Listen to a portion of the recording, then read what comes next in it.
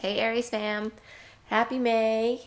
So I am not the best with these monthly readings on YouTube, but I do have an Instagram where I do daily readings. So if you guys have an Instagram and you want some guidance, follow me on there at Venus Creations. And I'm also offering 15% off personal readings for the rest of May for the new moon sale, the new moon in Taurus.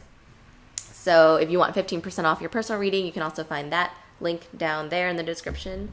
And with that said, I'm going to get started on our reading. So, general, love, career. Of course, it's a general reading, so the energies may overlap. Use discernment, take what resonates, leave what doesn't. All right. So, general reading, general vibes for Aries, month of May. Okay.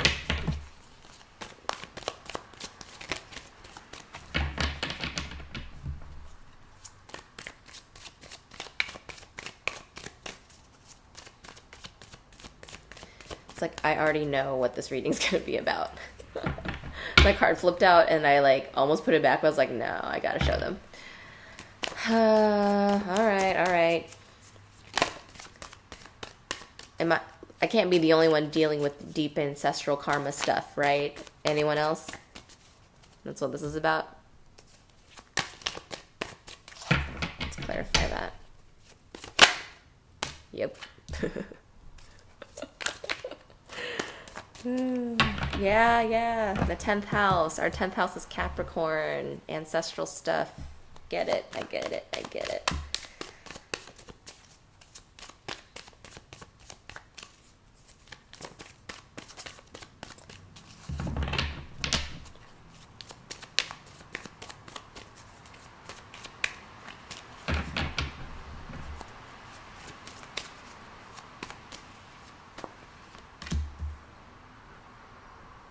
Slowly getting out of it though. Ooh, all right. Love.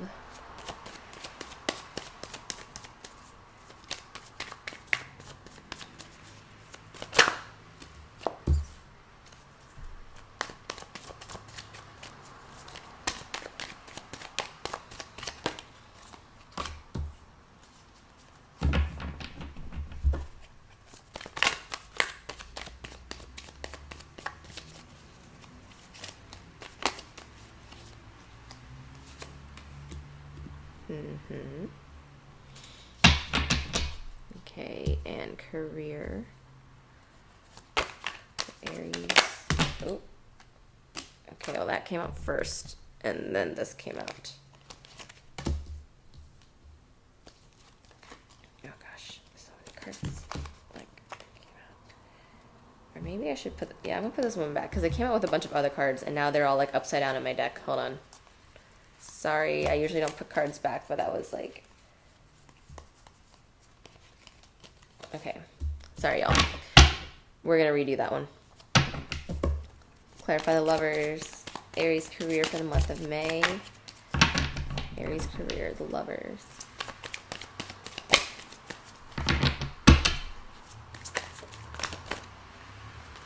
Okay, one card at a time, please. This is one card at a time, please. Otherwise, I'll get confused. Alright, I'm just going to pull it.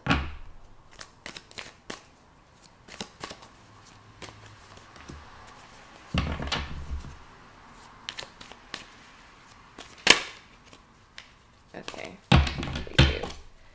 Redo, or this one will come out. Alright. Yeah, ancestral karma is the big thing this month. Everything else is just kind of on the... I wouldn't say it's on the back burner, but it's definitely secondary to this stuff. Okay. The 10 of Pentacles in reverse, clarified by the Capricorn card, the Devil, which is our 10th house. And the 9 of Swords in reverse. So really coming out of this, I think... I'm not going to talk about my personal situation unless you guys want to hear about it, but heavy ancestral stuff. The 10th house is the top of our chart, right?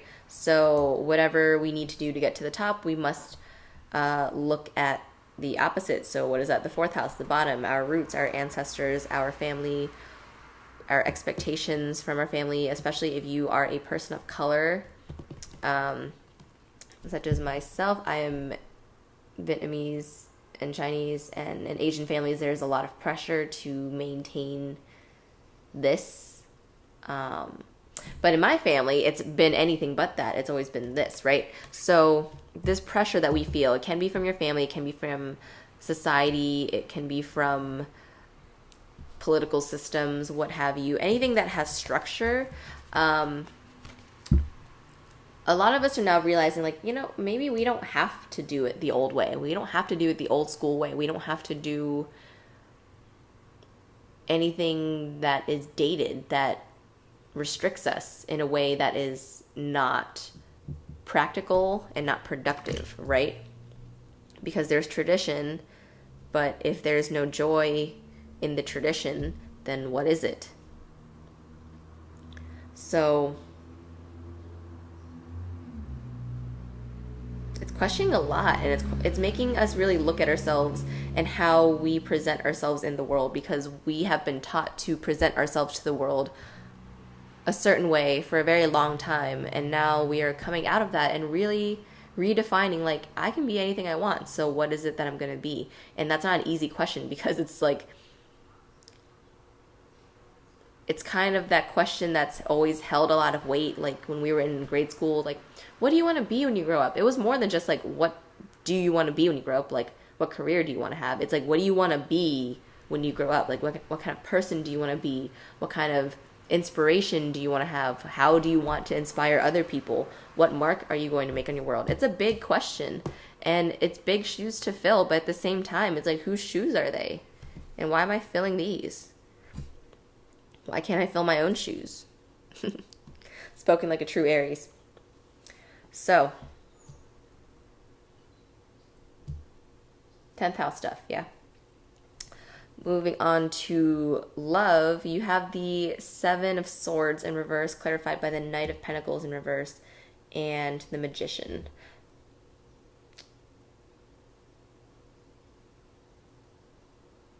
I think a lot of you guys are at a point in your life where you have a lot of decisions to make, particularly with this stuff over here, but it translates to everything else, right? Because it affects everything else. So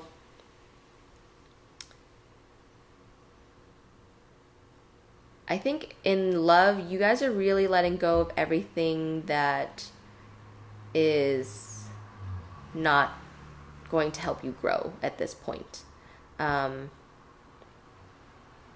In the same light, I think you should also pay attention to what you're doing to yourself that's preventing you from growing in relationships. Maybe it's like old thought patterns. Maybe it's old behavioral things, being stubborn, not willing to change something, that Aries stubbornness, So the Magician here is saying that we do have the power to change things.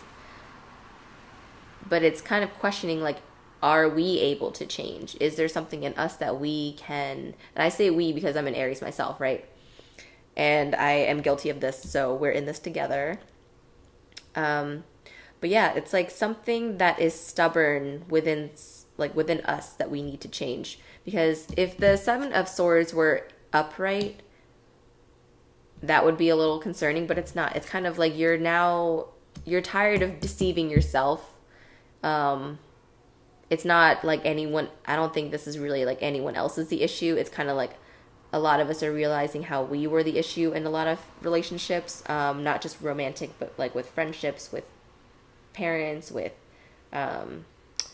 bosses or coworkers or what have you. Just anything, any relationship.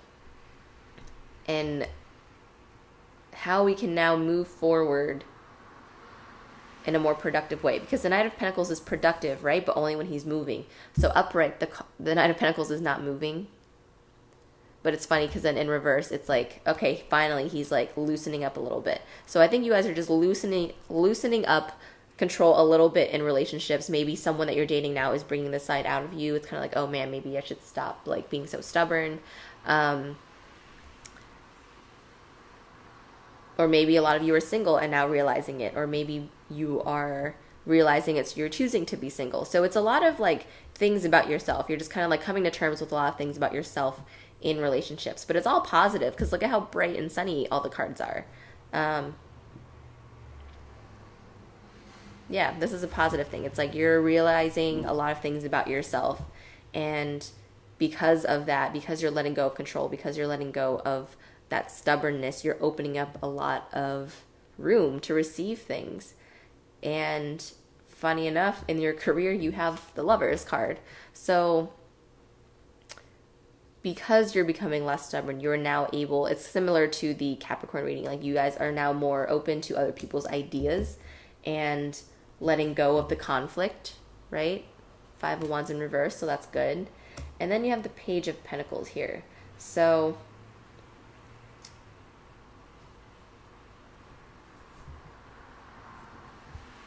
that's interesting. I think the Page of Pentacles is like a message like, hey, you're doing a great job letting go of some of this control, but still be mindful and don't let other people overstep your boundaries. Because you have the Knight of Pentacles going from the Page of Pentacles. And the Knight of Pentacles in reverse on his own is great because then it's kind of like he's letting go a little bit of that control, that stubbornness. But then if you see him in progression from the Knight of Pentacles to the Page of Pentacles, it means he is devolving. And if the Page of Pentacles were upright, it would be one thing, but because it's in reverse, it's kind of like don't lose track of, you know, letting go of control, but also holding your own. So make sure that you're not just being a pushover in your career because you're trying to avoid conflict. I think this is what this is. You have to come to a compromise, make sure there's a balance in the workplace. If there's not, maybe this is part of this whole stability, self-love, realizing things about yourself. It's crazy. It's really about, look, bottom of the deck, you have the Six of Pentacles. So it's really about give and take, learning where to prioritize things for your future, things that you need to do for your community, for your job, whatever, and the things that you owe to people in your life or the things that you owe to yourself and how you behave. Wow, okay, that was a lot. So, and my voice is getting dry, so I'm going to stop it here. But Aries, we are in the midst of something very important, of something very exciting. And if anyone is going to do this, it's going to be Aries because, like, who else is going to revolt against, like, traditional values? All right. So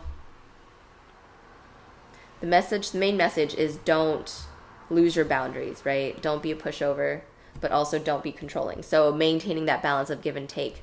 And then this situation, the karmic situation, is going to be ongoing. So don't think we're going to be, this is not over yet. But yeah, this month is really about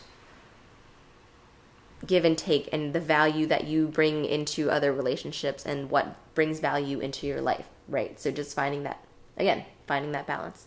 So if you are interested in free daily readings, and if you have an Instagram, follow me at O2 Venus Creations. I try to post daily readings on there every day. And I'm also offering 15% off of personal readings for the rest of May. So you can find that link in the description as well. All right, Aries fam, I love you. Mwah. I'll see you in June.